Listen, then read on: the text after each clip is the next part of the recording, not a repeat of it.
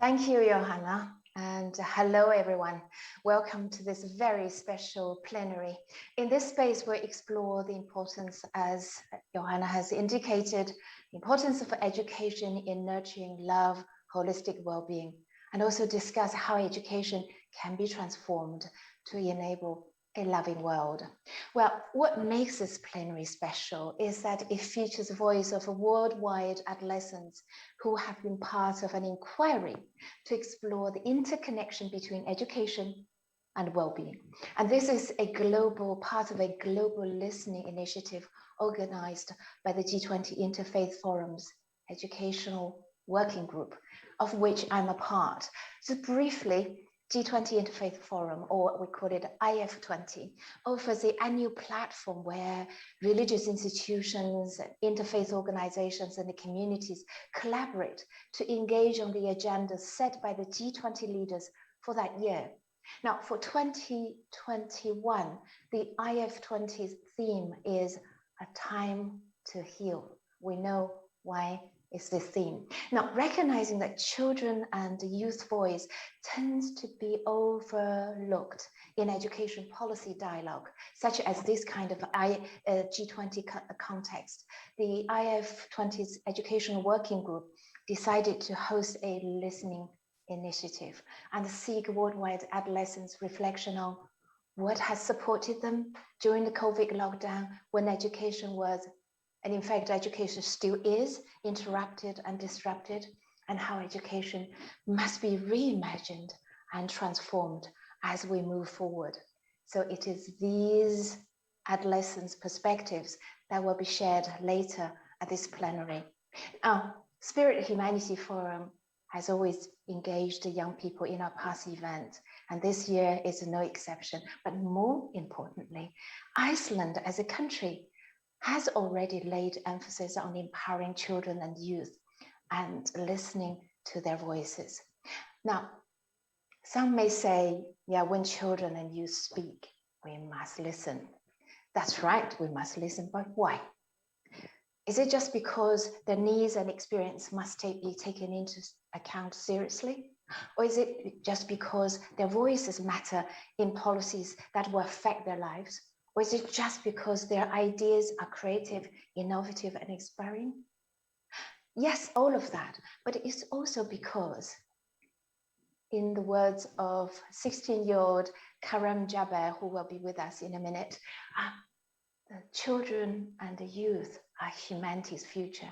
And they are the greatest generation who we have now can help global leaders to change the course that humanity had been on for a long time towards a more promising path.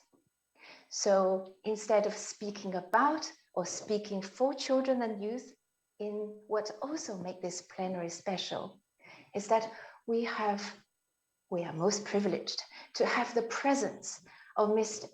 Ásmundur Einar Daðason, Icelandic Minister of Social Affairs and Children, who will listen to the adolescents as they share their perspectives on well-being and education, but also dialogue with two of those who are part of the IF20's listening initiative. So welcome, Minister Daðason, welcome, Ella, welcome, Karam.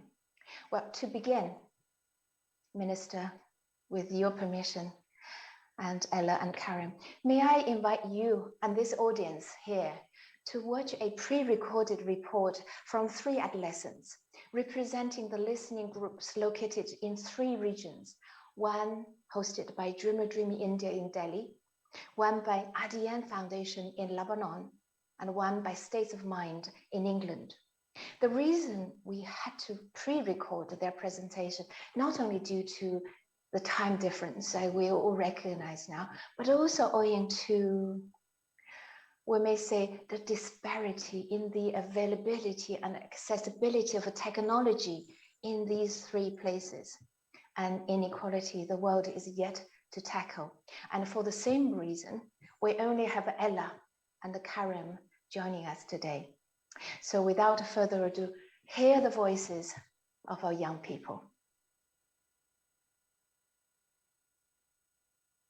I'm Karam. I'm a high school student in Lebanon. I live in Lebanon. And I consider myself as a really dedicated person and a really committed person towards changing the world in a way. If I ever get my hands into any kind of opportunity to change the world, of course, to the better.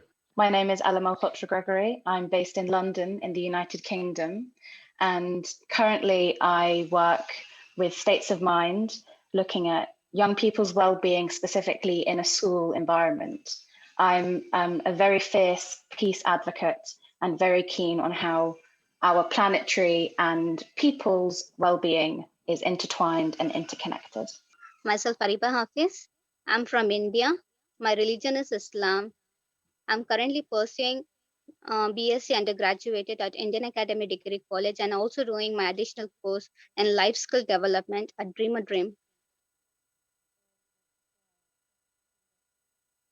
We thought that the main things that have supported and are still supporting children and adolescents are virtual activities like lectures, sessions, webinars, fun meet and greets, and working on organizations which help adolescents feel like they were doing productive things, helping them avoid depression and anxiety. And I was one of those people, as I was working in a non-governmental organization that was helping people despite the circumstances. We were actually helping the people through these circumstances, even though my country, Lebanon, is going through hard stuff, difficult stuff recently, and even before for like 2 years, yet we drew a smile on people's faces, which grew joy in our hearts.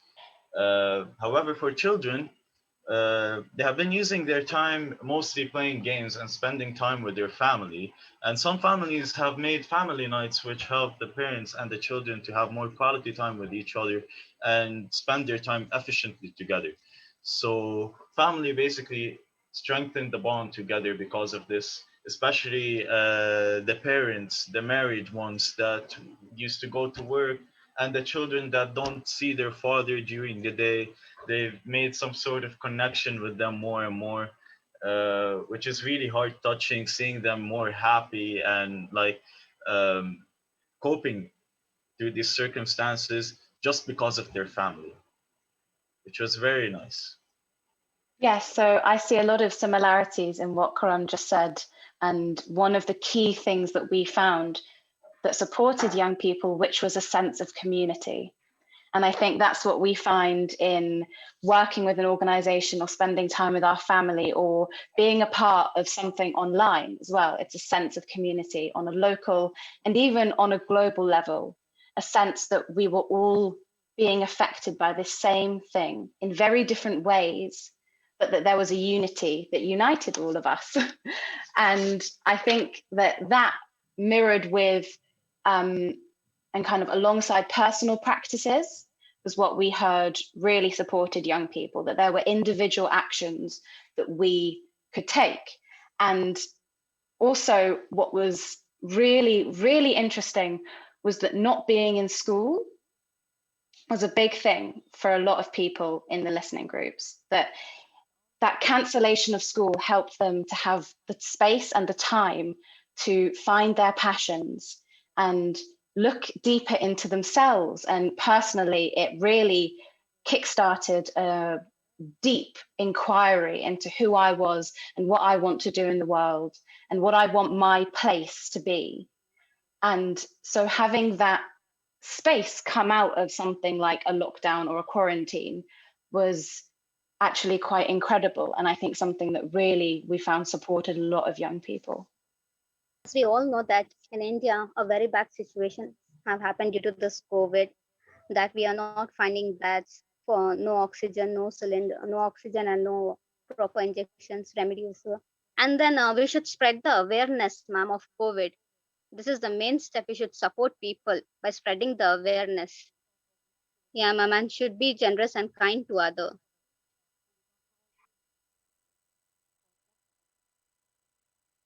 I think I could speak about this for a long time, but I think there were a few key insights that really came out of the listening groups, and that was that learning does not need to be formal and rigid to be effective. And that was what I think a lot of young people realized through having this space. I know that I discovered a real passion for learning on my own and within a community that I didn't necessarily have throughout all my time at school, because there was no pressure, there were no exams, and there were no grades. And this learning through reality, learning through experience was incredible and really helpful. I think when I think about what kind of my ideal schooling system would look like, I think it would have space in it to reflect, space in it to learn, not just through memorizing, not just through rote, but through dialogue and through contemplation and reflection. And I think this could feed into how the school itself was run and how the system itself worked. I think a community feel and a creativity at the heart of everything that is done is really important to me. And I think what really strikes me is that a lot of schools say this. They have this in their mission statements. They talk about these as values, but sometimes the reality doesn't quite live up to the ideals, because learning is a beautiful thing. And I think there's been a disassociation from learning in school. I think we can merge the two back together. I think it can be a relaxed, loving, and relational place where community is emphasized and relationships are important, and knowing yourself is a skill to be developed within that environment too. I think school provides a really unique space for young people to collaborate and engage in a process of self-inquiry that isn't always easy. And I think that right now it's not that, but it has this massive, incredible potential to be. I think there's also something about autonomy that's really important to me that has come out during this pandemic. Having a little bit more choice of how to spend our time, obviously within quite severe constraints, has been really key for a lot of young people in maintaining well-being. And that kind of person-centered, process-oriented learning could really, really support that and go along very nicely. I think, yeah, the key things were a teaching that embodies love and creativity, treatment of students that is involving autonomy and diversity, and changing to the way we test students. Firstly, in this situation, ma'am, they should reduce the fees, as most of them are facing financial problem. In India, education only focuses on studies, ma'am, but now they even have to focus well on the mental, social, and physical health if the kid or a student. And yeah, cleanliness is half of our iman. That's the most important factor in health. By now, they have to understand the importance of health in a student and a healthy environment. Hopefully, they work and make it better for future. As of now, everyone are attending online class 6 to 7 hours per day is not at all good for health, ma'am. So they should keep only 4 hours classes, in which one class should be activity, yoga, exercise, and also they should motivate the students. They should stop judging students on the basis of marks and grades, ignoring the overall performance of the student. So first of all, as Ella said, education is a beautiful thing. Knowledge in general, it is a beautiful thing. Even the philosopher himself said, Socrates said, the only thing that I know is that I don't nothing. This is us. People don't know anything. Knowledge it never stops. Learning never stops. It's what keeps us alive. Adaptation, change, character development. It's what keeps us alive. Schools, whenever we go back to school, they would teach more about psychology, mental health, how to treat anxiety, how to treat depression, how to treat stress. Because in our country, we can't sleep without being worried, you know. So it is really frustrating, and I myself as a teenager, uh, I can't still control my emotions as most adults can.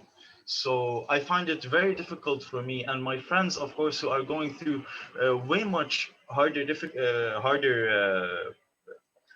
circumstances, would find it more difficult than I am. So yeah, that's all. And I hope that there would be a miracle or any sort of like I don't know, yeah, a miracle. I don't know what else to call it. That would actually help us and help the children and help the elders here and help everyone. And this new generation, the teenagers nowadays and the kids would grow up and find and like change everything to the better instead of making it more worse than it already is, because we are the future. We are the generation that might save ourselves and save the world entire. Yes.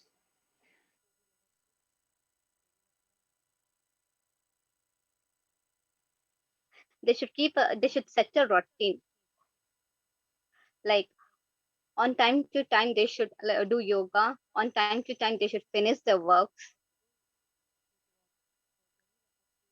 and they should get enough of sleep, because as they won't take at least 8 hours sleep, ma'am. They're very late. They go to bed at 2 o'clock, 2 a.m., 3 a.m., and wake up at 12 noon, 1 noon. So they should change this. So my vision is to change the routine. Well-being, it all comes from the mind and the heart. When a person has a calm mind, they're living peacefully, they have a country that cares about them, that's first. When they know that they have a, a very caring family and a strong bond with their family, somebody to look up to. Whenever they have any sort of issue, they have someone to open up to. That this is part an aspect of having good well-being. The heart is when the person is kind-hearted, when you expect to get back what you give, and sometimes expect to not get back what you give, because when you're not when because some people uh, don't give you sentimental things. They could give you a smile, and that would only draw a smile on your face as well, and it would make you happy. Well-being is basically just being living in a peaceful world and giving to the people, like offering to the people some good qualities about you, giving all what's kind, all what's good, all what's peaceful, nothing bad from you. uh, and they would give you the same reaction back, because in the end the world is a reflection of what you are. That's how it works. So this is the definition of well-being. It doesn't only stick with the routine. The routine is you waking up as the same person that you were yesterday, but yet a better version of yourself that you were last week. I'm not sure I can say it any better. That was basically everything I was going to say, No. but please. I agree. I think there are many dimensions to well-being, but I also think sometimes here and here. That's what it is so much for me. It's about the heart, and it's about love, and it's about feeling loved and feeling like you have the capacity to love, and recognizing that, as cheesy as it sounds, love is what binds everything together and the way that the world works. We need people to take care of us, and those relationships that are loving and based on mutual giving and receiving. And I think that then on top of that, there's something about fitting into a bigger picture, something about feeling like you are part of something that really matters, feeling like there is a purpose and a reason. And then, so essentially, yeah, and that carrying that inner peace that underneath everything is unshakable, that the world could feel like it was collapsing around you, and really deep down, you know that you'll be okay. That's what thriving is for me. And that's what, for me, well-being is a component of.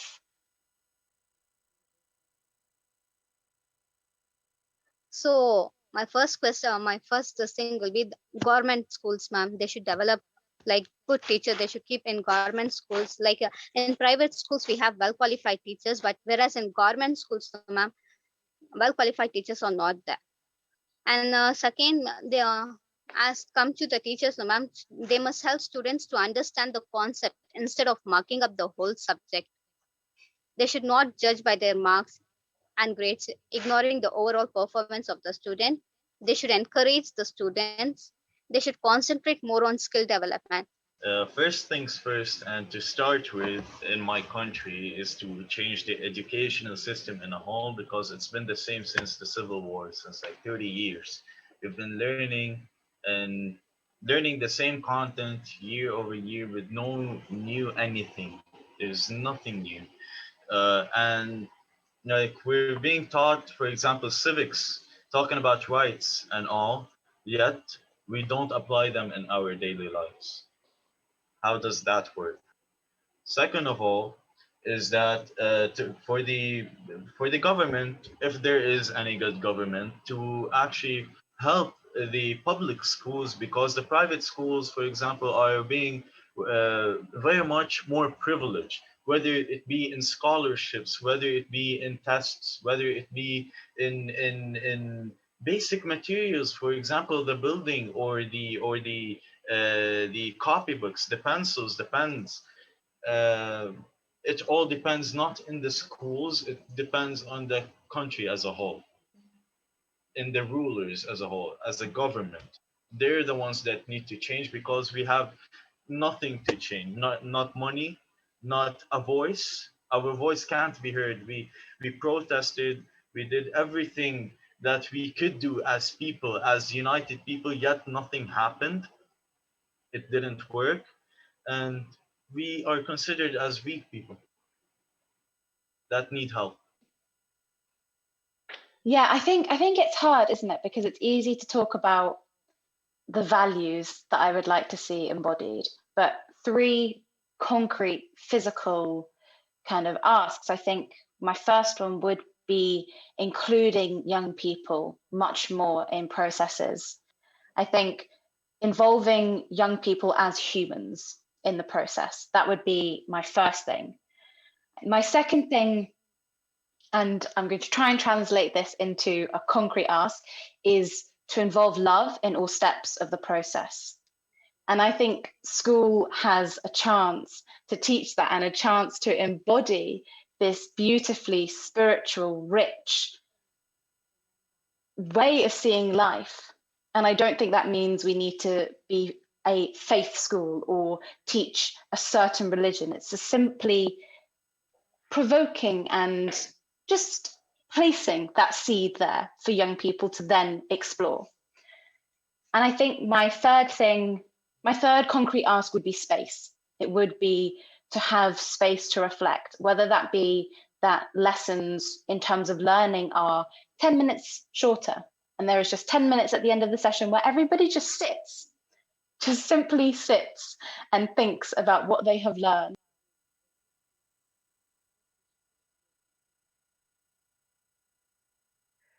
Well, thank you, Ella and Karam, again for this wonderful and fully articulate reflection. And thank you, Ariba, if you're watching or your family watching, about life, about the current state of the world and education, which I have no doubt, Minister, have provided food for thought for you.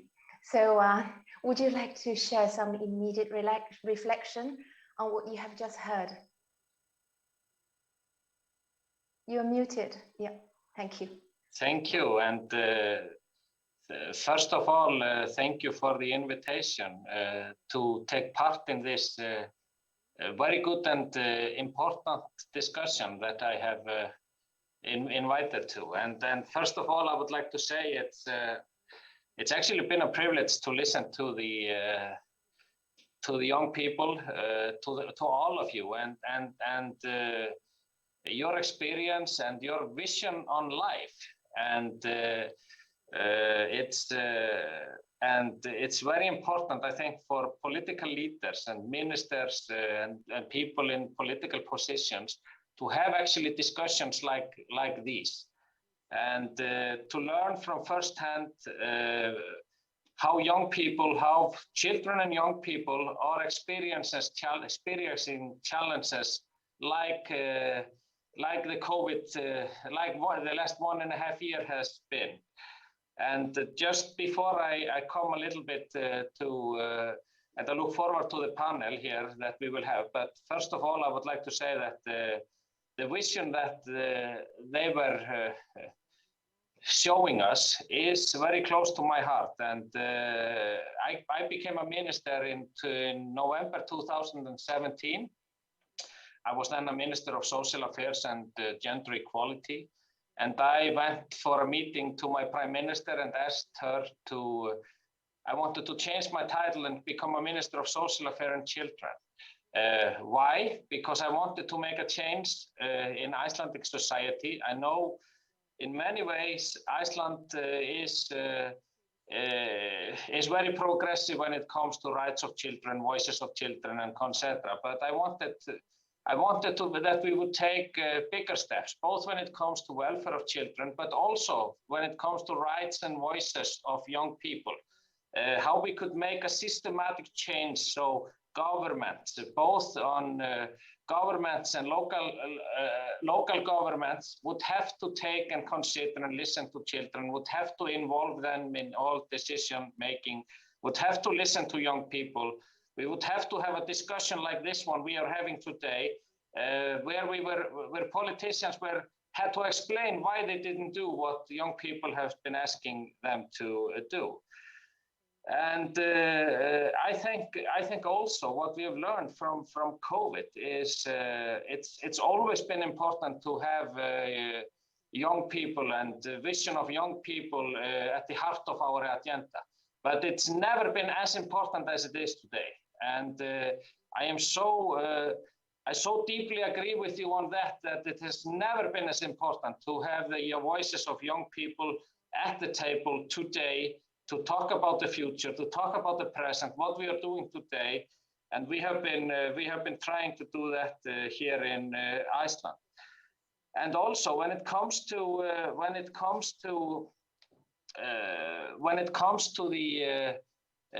your experience and what I have listened to in the panel, I agree that when it comes to mental health, for example, it has affected mental health for young people very much. The COVID, the last 1.5 years, and we have to speak openly about it, and we have to focus on mental health and what we can do to strengthen mental health for young people for the next 2-3 years, and do extra there for the next 2-3 years, so we can help those who are vulnerable, those who feel bad after COVID, to get back on right track. But what I also felt was very. I would say, it made me feel very, very good to hear when you were talking about how we have seen also the good sides of COVID, how we have seen how families have connected more during the COVID times, how we can see how parents have given more time to be with children, to do something extra than in regular times, where parents usually have so much to do that they never give themselves time to do something with children and young people. And we have also seen that in Iceland, and I have seen it with my own family. I spend more time with my children, have been doing during the COVID than before, because they have a lot of activities, I have a lot of work, but when we have more time, we do some more things together. And I think this is something that we have to think of as a society and in the whole world, how we can make this not disappear when COVID disappears. Because what really makes us feel good is connection and is love, and that is what we live for. We live for each other, and we live for, our family and our children and our grandparents and etc. And I think also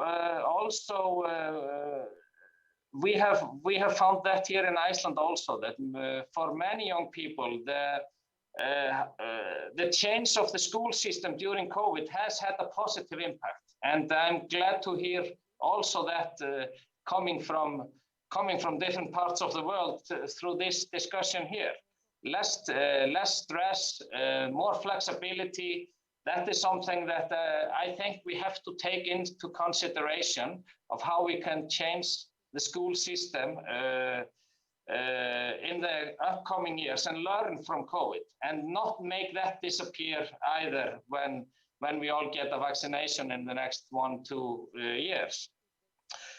And also what I felt from your conversation is, and it would be interesting to talk more about that in the discussion here afterwards, is that maybe we just have to relax a little bit, look a little bit inside ourselves and sit down for a minute and think, okay, why are we here? What is the purpose? And talk about it with young people as well. And this is somehow what we are trying to do when it comes to young people and children in Iceland. We have been doing changes to make this conversation be on regular basis, to make voices of young people, to make municipalities fully implement the CRC, to make voices of young people be heard.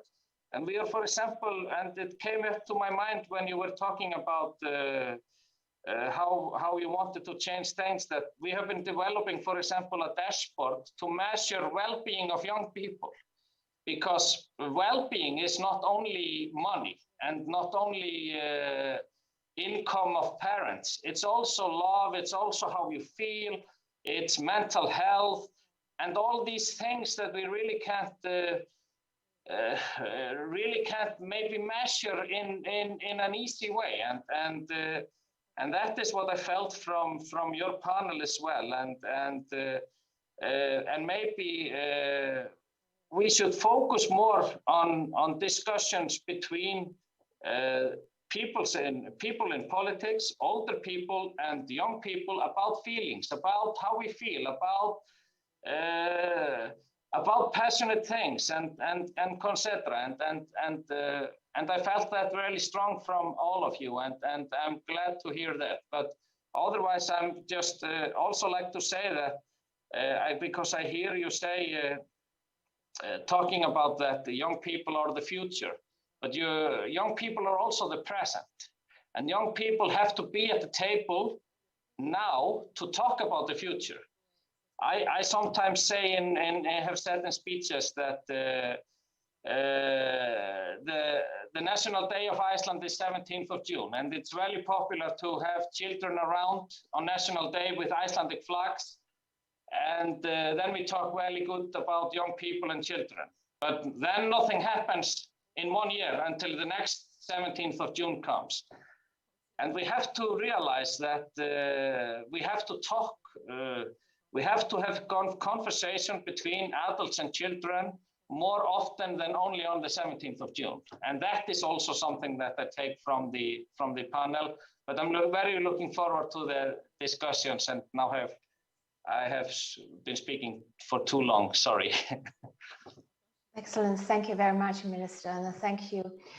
We're very grateful for your very personal note and also the openness you have expressed about the challenges yourselves and other politicians are confronted probably on the daily basis in negotiating the different priorities, opportunities, but also what you highlighted in terms of systemic change necessary. So now I'm looking at Karam and Ella. I'm sure you are all curious and excited to engage further. So Karam, as you're the youngest, you're 16 and the youngest in the group, would you like to start? Yes, of course, I'd love to. Hello, Minister. My name is Karam. I'm 16 years old. I live in Lebanon. First things first, I have a question to ask you, since you are the Minister of Children and Social Affairs in Iceland. Now, for my research, I know that Iceland is a very, very civilized and good country for both the citizens and immigrants that live there. You as a minister, if you have a chance to share your voice on this topic, on education and children and teenagers, what is one thing that you'd like to say to the other ministers or to the other governments, or like put some kind of wisdom in their mind? What would it be? Do you want me to answer now? That's really, actually, in my mind, it's really really simple. Don't be afraid to systematic change, to let children and young people join you at the table. I remember when I first became a minister, I went to a municipality up in north of Iceland, where I was participating in a panel similar to this one. And we had the mayor of the town, and we had young people from the youth organization at that municipality. And they had it was a good panel. A lot of people were watching it, and they were kind of arguing of how they should focus, do the budget for the municipality.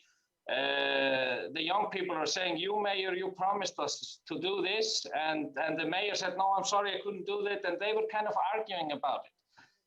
And what I said after that is, you know, they were taking progressive steps there, but what has been changing during the last 2 or 3 years in this municipality, that elected people in the governance of this municipality have been telling me, it surprised us. They came up with such a good ideas. And it wasn't stupid ideas. It was actual real ideas that we could do, and we could change things. And we did it, and it was no problem. And now everything is much better. And this is what I do when I join panels like this one, is to encourage other leaders everywhere, because leaders are everywhere. They are in government, they are in municipalities, they are in youth organizations, they are in school, as you mentioned. Listen to young people, have a conversation, and do it on equal basis, you know. Not look down on children and young people, do it on equal basis. But you can't always do everything young people ask for, but you can explain why you can't do things that they ask for. That is what we do when two grown-ups talk together, but we can also do it when young people. So what I would say is that don't be afraid to have an extra seat at the table that is taken for young people, because you won't lose power, you will just govern better. Thank you so much. Well, Minister, what you said remind me of a quote. I don't know who said this, but probably Roosevelt. I don't know. I can't remember. It says, "We cannot always build the future for our youth, but we can build our youth for the future." Mm-hmm. So have them with us and to strengthen them, empower them. Ella, would you like to join this conversation? I would love to. Thank you. I have a myriad of questions, but the one that I think is the most important is, during my own journey of kind of self-inquiry and trying to come to a better place of happiness, shall we say, I came across an Icelandic word called insight. You have to excuse my pronunciation, which has 3 absolutely beautiful meanings. So the see within, to see within, and to see from within. And what I really realized is that it's about self-inquiry and self-exploration. But I was so struck by the fact that your language has a word for this, and that it's important enough to be its own word, and it's not in English, and the English language is, yeah. But I'm curious, how does that translate into a teaching for young people? How does that translate into everyday material, physical life? this was a tough question. I think because in the beginning of the panel you talked about Iceland as somehow the promised land when it comes to this, but I think Iceland is we still haven't reached what I would like to see when it comes to this, because what we need is we need a mental change for grown-ups, and we need a mental change for youth as well. What we have been doing to try to include this and make this mental change become a reality, we have been focusing a lot on working with each and every municipality to go through the steps of inclusion of young people, inclusion of children, well-being of children, talk about feelings of children, including it into the school system, and we call it child-friendly cities, and we support municipalities to go through a very strict process to become child-friendly, because we want young people to have that what you explained, but it takes time. And now we have 11 municipalities that are working towards this agenda. We have 2 municipalities that have completed it. We work very closely with UNICEF when it comes to this, but we aren't there yet. And when I was explaining my vision and my feelings and what I feel when I speak to you, we aren't there yet. And I think we will never, once we come close to it, we have to keep working on it as well, because it's very easy to lose it again. So when it comes to Iceland, we are not there yet, but we have taken progressive steps, and the step has to be such that every individual is taking the step, but we haven't reached that yet. Thank you. That's I wouldn't like to find myself in your position being asked questions by these young people, and tough questions, but I'm going to add to this because this conversation is really interesting. I don't want to be left out. In the video, all 3 young people talk about the importance of relationship. Relationship is at the core, or the relational process, relational moves is at the core of well-being. And it's, in fact, during COVID, it's the relational that actually hold us together, not as individuals, but as a family and a community. Now, Prime Minister Katrin talks about, on the first day, talks about the importance of focusing on well-being as the focus of well-being as the emphasis of the economy. And she said, we need to measure well-being. And there's a framework for that. And Minister, yourself just now talk about the importance to measure well-being. Now, this is a question for all of us to think together. If relationship is at the core of well-being, is there a way to measure relationship?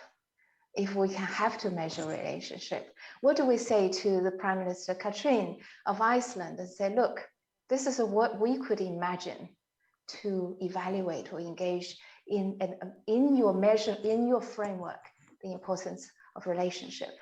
Anyone would like to have a go at it?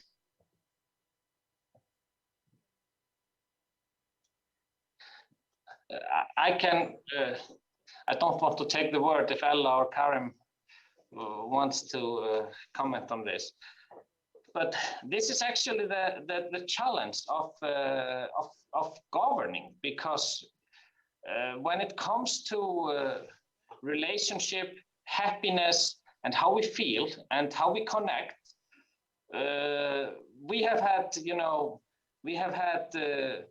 for many years, it's very easy to measure GDP and growth in GDP and all the economic things. But when it comes to these things, it's very hard to measure them. And that is what we have been trying, because the government that we are part of is focusing on well-being, as you mentioned, and we are trying to build up a well-being indicators. But what we have been focusing on when it comes to children and young people is to try to measure things that really are important. And how can we measure it? The ways of doing it is, for example, in Iceland, we have question lists that are sent to all children every second year in the school system, where they are asked a lot of questions. And during that, we can collect information, for example, about relationship. How many hours you spent with your family? How many hours you spent with your sisters or brothers or grandparents? And by doing that, we can try to build up a knowledge of measuring these things that are very difficult to measure. And this is the challenge of doing things. But I believe that if we can get a few more years of working on this, we can actually change the way politics talk, but because politics are usually not discussing things like these. They are discussing bridges, they are discussing GDP and growth in GDP, but we have to somehow convert these things over to a political language. And that is what we are trying to do in the work we have been doing with young people and children and young people. But as I've explained as well, we are not there yet, but it's a challenge because relationship, all the social things that are so important, and we have seen it during COVID, how much it affects children, old people, everyone. When you don't have the possibility of communicate with people, to be loved, to love, to show that you care for someone, because it's actually somehow been taken away from us for 1.5 years, and this has boosted the work very much of taking this forward, and a panel discussions like these are also very important, and we should talk more about these things, because this is actually what matters in life, not how many bridges we build or how much concrete we put on the roads, and the foreign, this is what matters. Yes, it is. These are what matters. Ella and Karam, do you have anything to add to that? Please, Karam. Yes, I'd like to add to something that the minister was saying. You were saying that something about politics, about like the government caring only about the GDP and economics, stuff like that. But as I'm linking this a bit to my previous question now. As I mentioned in the video, in my country, for example, or maybe in other developing countries, people are searching for a miracle to happen for them. Us here, we can't trust politics anymore. We don't trust our government anymore. For 30 years, we've been going like that. However, we're only trusting non-profitable organizations and non-governmental organizations, in specific, because they're not related to politics, yet they're actually helping us. Now, in that case, how are we supposed to help each other? Now, yes, from family, we can help each other first in the family, but we don't have politics involved in order to like focus on education, for example, making psychology sessions or teaching us about mental health, for example, in schools. We don't have that because we can't change that. We don't have the power to change that. We have the power to share our voices, but we can't change that. What exactly do you suggest in that way? I don't know how to specifically ask this question, but what do you exactly suggest in that matter? Because I think not even 50% of the world. There's more than 50% of the world that suffers from this countries, because there are many developing countries which face the same issue on and on. So yeah, what do you suggest about that? Thank you, Karam, for another question for the Minister. And I think if panels like this will go on, every question will be directed to the Minister. And I'll just give Ella an opportunity. Please take a minute or so, just reflect on what you're going to say, and maybe you add another question so that we can end with the Minister to bring this all together. Thank you, Ella. Go ahead. So it's actually the well-being economy. I have to kind of just say, I don't know. I find it a very difficult question, because for me, well-being is felt. And how do you measure something felt? How do you measure love? And it's something that I've been really thinking about this year. And I mean, I think we can take inspiration from like the gross happiness index that Bhutan use, and that philosophy, and what the Minister was saying about putting out questions and including questions not only about how much time we spend, but how we feel in the presence of our family members, and ensuring that these are anonymous, ensuring that there is a level, almost this comes back to what Karam was saying, a level of trust between politics and the people, which is something that doesn't exist in a lot of countries. And I think this leads me into my last question, which I think feeds in nicely with Karam's, which is, how can politics better embody love? How can it bring us towards a loving world that we so desire? Thank you. And we give you the floor, Minister, to wrap this up. Thank you. And it's, I think these two last questions are really good. And in the beginning, I would like to say that I share the view with you, Ella, that it's but how are you going to measure love? How are you going to measure how you feel? If I could answer that, I would be in a much higher position than the minister in Iceland, the government, I think, because it's not an easy question to answer, but to make politics include this more, if it's in UK and whatever country is mentioned in the world, we have to somehow make it be part of a political discussion. We somehow have to be able to transform how we feel, the measure of love, into political language. And the same thing is, I fully understand where we have a governments in a lot of the worlds where that don't have much trust, and you trust NGOs better, local NGOs or international NGOs.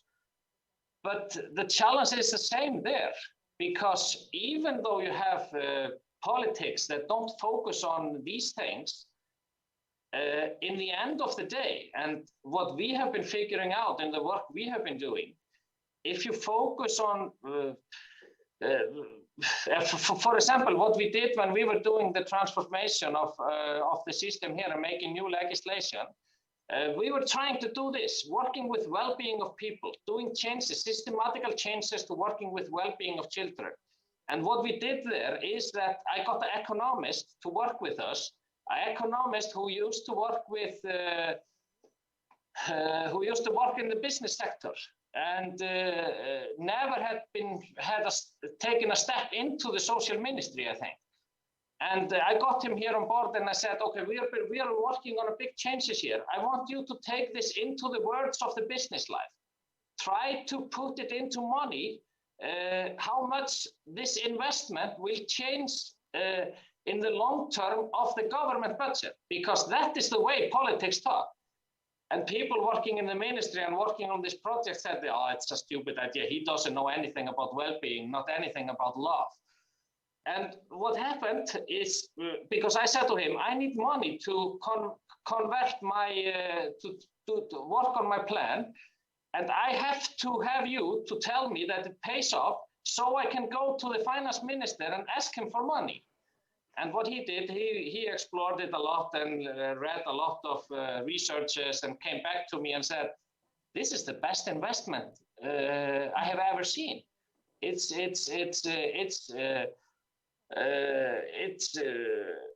on par with the best investments that the government has ever invested in. And if the finance minister is not going to put money into this, we can just start offering baby bonds on the market."